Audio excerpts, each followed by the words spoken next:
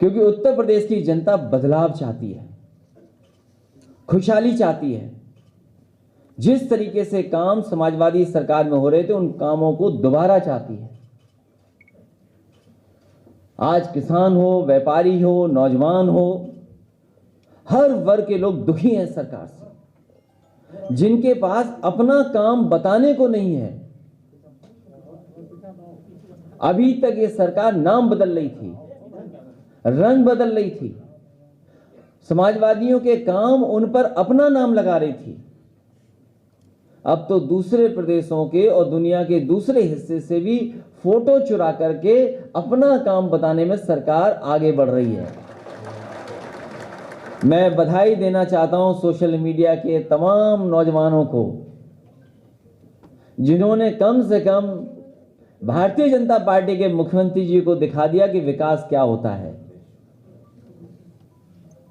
दुनिया में जो विकास हुआ है, उनकी तस्वीरें लगा करके दिखा दिया मुख्यमंत्री जी को कि आखिरकार विकास क्या है।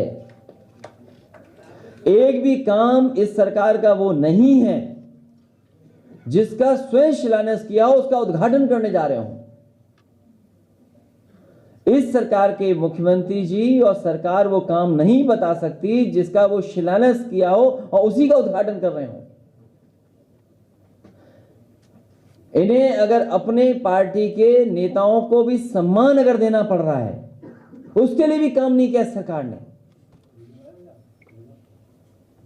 अपनी पार्टी के नेताओं को भी सम्मान देने के लिए इनके पास काम नहीं है, और अगर कोई काम चुरा रहा है तो समाजवादियों का काम चुरा करके अपने नेताओं के नाम लिखते हैं। इनकी पार्टी के सबसे बड़े नेता कई बार रहे प्रधानमंत्री देश के। मुझे याद है कि 25 दिसंबर 2019 को उनके नाम पर एक मेडिकल यूनिवर्सिटी का उद्घाटन हुआ था, शिलान्यास हुआ था, 25 दिसंबर 2019 में देश के प्रधानमंत्री जी को बुला करके शिलान्यास कराया गया था मेडिकल यूनिवर्सिटी का। जो जगह भी ली गई थी उस यूनिवर्सिटी को बनाने के लिए, वो वही जो समाजवादी सरकार में चक गजरिया सिटी डेवलप हो रही थी, उसी जगह में मेडिकल की एक दूसरी जगह को कैंसिल कर करके अपनी मेडिकल यूनिवर्सिटी बनाने का जगह छीनी गई थी। आज कितना समय गुजर गया है, आज कितना समय गुजर गया, सरकार आज भी उनके नाम पर मेडिकल यूनिवर्सिटी नहीं बना पाई है। और मेडिकल यूनिवर्सिटी अगर कहीं चल रही है तो वो लखनऊ में डॉक्टर राम मनोहर लोहिया जी के नाम पर जो नेताजी ने मेडिकल कॉलेज बनाया था, उसके 9th फ्लोर पे यूनिवर्सिटी चल रही है। सोचिए, जो सरकार दूसरे का काम चोरी करती हो, अपने नेता का सम्मान न करती हो, उनके गांव में न जाने क्या क्या वादा किया गया कि काम होगा, आज भी पूरा नहीं हो पा रहा है। आदरणीय रामविजय सुमन जी उसी जिले के हैं। जितने वादे किए गए थे बटेश्वर में, एक भी काम नहीं हुआ है बटेश्वर में। और हम भरोसा दिलाते हैं बटेश्वर के लोगों को, समाजवादी सरकार में मंदिरों का भी संरक्षण हुआ था, वहां पर घाट भी बने थे, साइकिल हाईवे भी बना था, और विकास के कार्य भी हुए थे, मेला लगता था उसका भी सुंदरीकरण हुआ था, वहां पूरी की पूरी शीशे काम हुआ। भविष्य में समाजवादी सरकार बनेगी तो अगर कोई अच्छी यूनिवर्सिटी बनानी पड़ी या कॉलेज बनाना पड़ तो बटेश्वर में बनाने का काम समाजवादी लोग करेंगे। आज भी सरकार 4.5 साल के बाद नाम बदल रही है, रंग बदल रही है। और अभी हाल में ही बाबा मुख्यमंत्री जी गए थे कुशीनगर,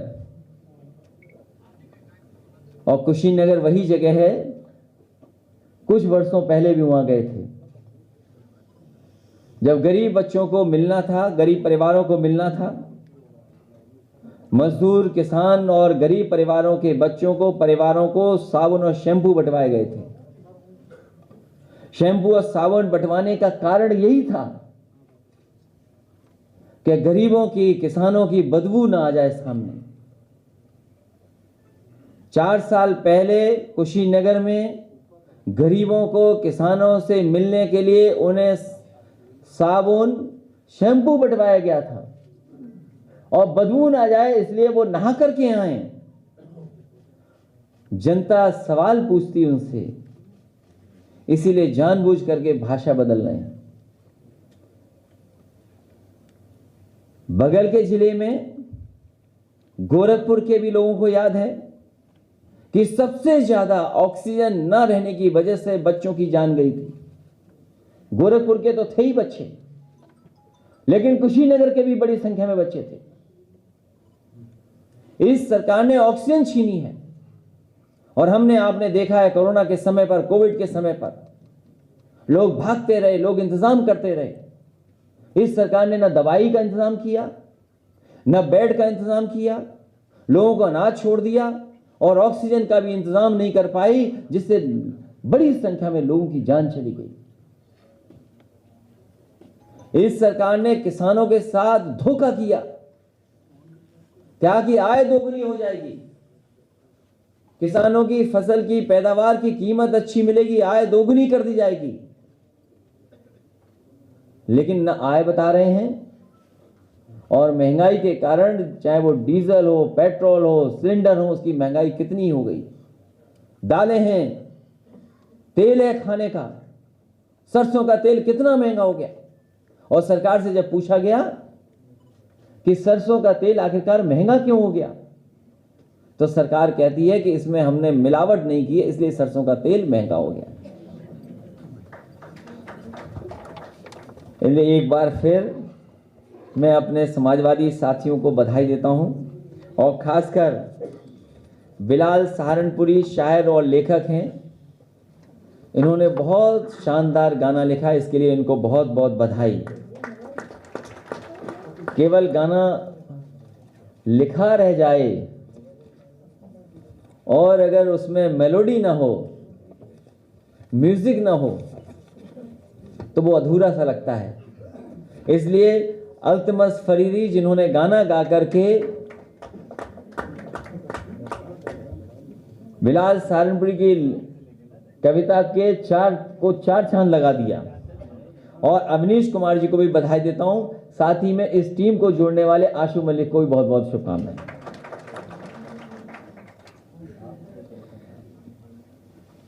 सरकार को अपना चुनाव चिन्ह बुलडोजर रख लेना चाहिए।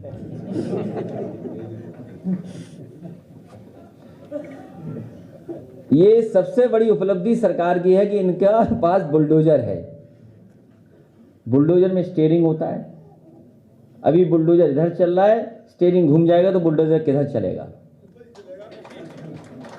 और मैंने कई मौके पर कहा, फिर कहता हूं इस बार, ये जो मुख्यमंत्री आवास पीछे बना हुआ है, इसका भी नक्शा पास नहीं है। और बहुत सारी जगह पर लंबी सूची एलडीए पर भी होगी और सब जगह होगी।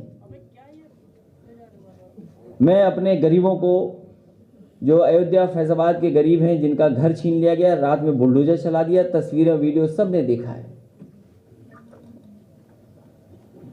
सरकार मनमानी कर रही है, सरकार कानून को नहीं मान रही, जो मर्यादाएं होती हैं राजनीति में उसकी परवाह नहीं कर रही। हम इन गरीबों को भरोसा दिलाते हैं कि जब कभी भी समाजवादी सरकार बनेगी और आने वाले समय में आपके सहयोग से, आपकी मदद से, और गरीबों, किसान, नौजवान बनाने जा रहे हैं, आपका सम्मान भी वापस होगा और आपके घर जो तोड़े गए हैं वो वही के वही घर बना करके समाजवादी सरकार देने का काम करेगी। और जो अधिकारी चुपचाप ये कानून कागज पे घुमा रहे हैं, समाजवादियों ने सूची बनाई है। अधिकारी ये ना समझे कि बच जाएंगे। अगर किसी की जिम्मेदारी है तो अधिकारियों की भी जिम्मेदारी है। जो लोग 100 साल से रह रहे हो, 90 साल से रह रहे हो, उनका घर पे बुलडोजर चढ़ा दो आप। ये कहां का कानून है, कहां की आपने जानकारी हासिल कर ली। ये जो सरकार के इशारे पर काम करने का तरीका है, 4-5 महीने बचे हैं, जो करना चाहो कर लो। इसलिए मैं भरोसा दिलाता हूं इन गरीबों को, पूरा का पूरा गरीबों का सम्मान करने का काम समाजवादी लोग करेंगे।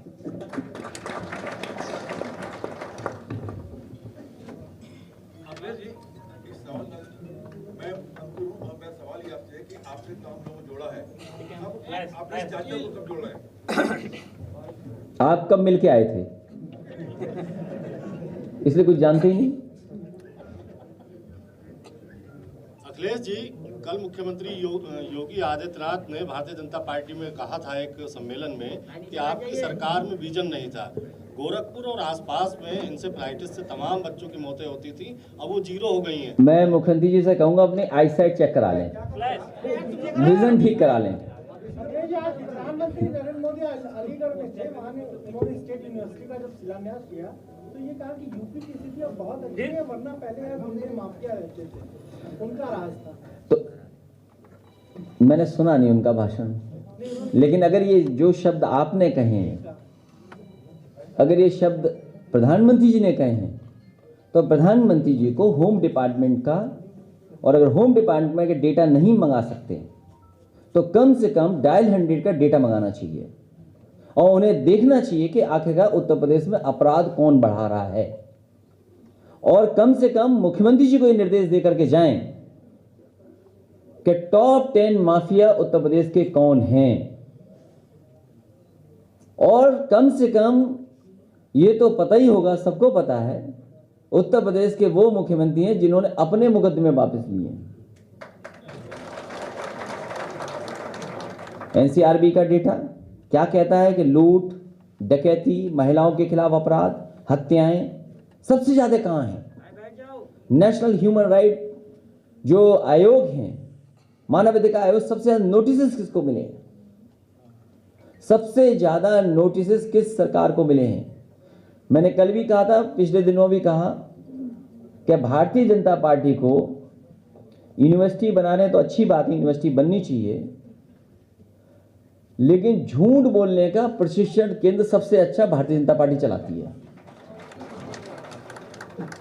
मुख्यमंत्री की उत्तर प्रदेश की नागरिकता पर सवाल उठाया है और उन्होंने कहा, आपने लिखा उत्तर प्रदेश की नागरिकता नहीं होती, भारत की नागरिकता होती है।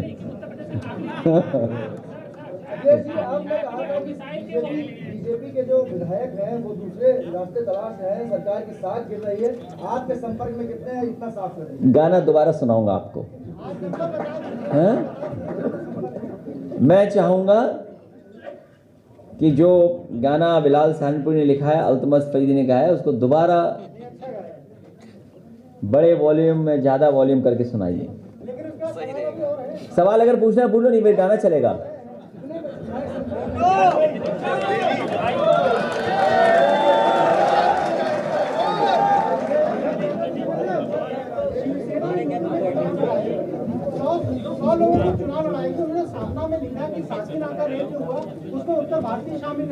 देखिए, जो लोग उत्तर प्रदेश में चुनाव होने जा रहा है, आप किसी एक हो जाइए,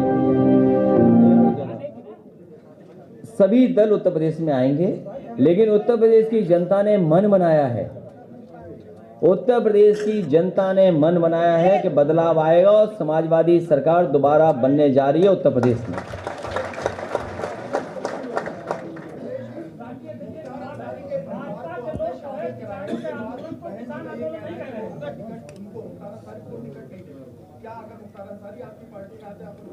बहन जी का पूरा सम्मान करते हैं, उनके किसी सवाल का जवाब नहीं देता हूं।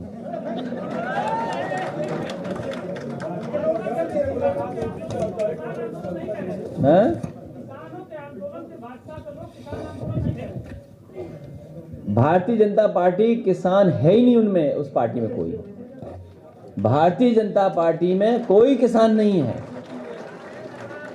भारतीय जनता पार्टी बड़े व्यापारियों की, उद्योगपतियों की पार्टी है, छोटे व्यापारियों की भी पार्टी नहीं है वो।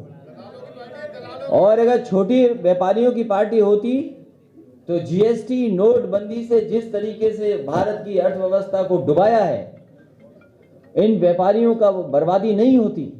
कोविड में भी जो मदद होनी चाहिए थी छोटे व्यापारी, छोटे दुकानदारों की और दैनिक व्यापार करने वालों की, किसी की मदद नहीं सरकार ने की। महिलाएं और बच्चियां सुरक्षित भी महसूस करती थी और प्रदेश गड्ढों और खराब सड़कों की वजह से जाना जाता था, लेकिन अब ऐसा नहीं है। जानते तो आप भी हो, सच्चाई तो आप भी जानते हो। जो मुख्यमंत्री गरीबों को साबुन से नहलाता हो, जो मुख्यमंत्री गरीब बच्चों को, पिछड़े दलित लोगों को साबुन से नहलवा करके मिलते हों, वो क्या उत्तर प्रदेश का विकास करेंगे?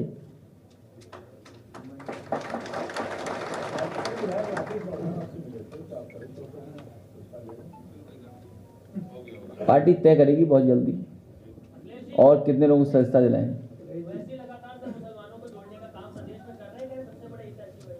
समाजवादी पार्टी की आने वाले समय में सरकार बनने जा रही है, आप भी शामिल हो जाओ।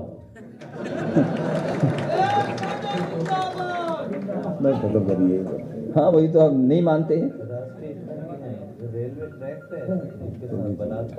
हाँ ठीक बात है।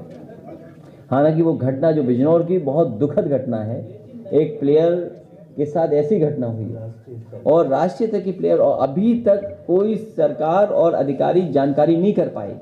और बिजनौर से और बुलंदशहर की वो जो अलीगढ़ की क्या दूरी होगी?